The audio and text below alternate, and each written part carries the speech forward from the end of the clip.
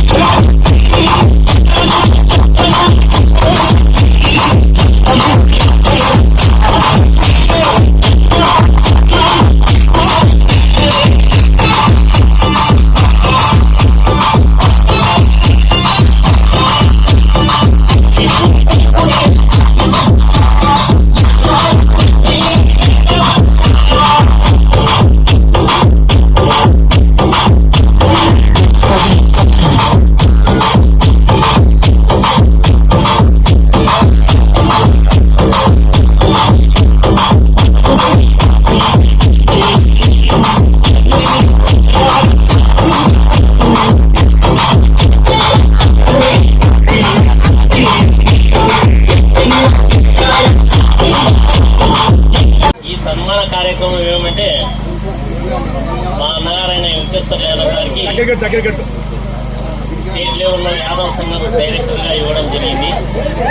కానీ మనం చేసిన సేవకు, మనం చేసిన పార్టీ కృషికి చాలా చిన్నది, కానీ అంచెలంచెలు ఎదుగుతూ అనే దాని మీద మనము ఓకే అని సరే అని తీసుకుంటున్నాం. అయినా అది కూడా జిల్లా లెవెల్లో ఈయన ఒక్కడే మన ఈ డైరెక్టర్గా.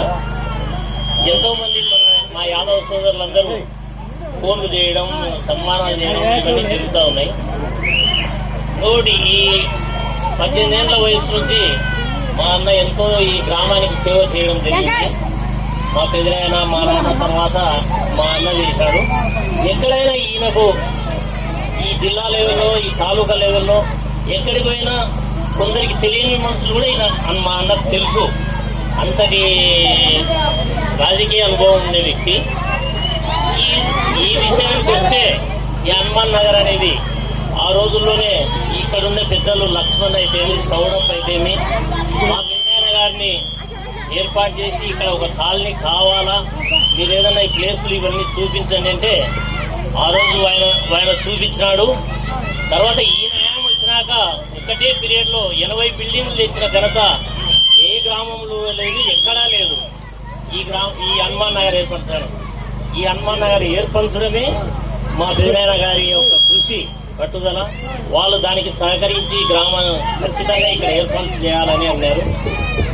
దీంట్లో ఇక్కడ మా హనుమాన్ నగర్ లో మా అభిమానులు, మా బంధువులతో, మా శ్రేయోకాసులు చేసి మేము వద్దు, మీకు ఇబ్బంది ఎందుకు అంటే కూడా మీకు సన్మానం చేయాలా ఖచ్చితంగా అని వాళ్ళు చేయడం జరిగింది. దీనికి అందరికీ నా శిరస్సు ఉంచి నమస్కరిస్తున్నాను.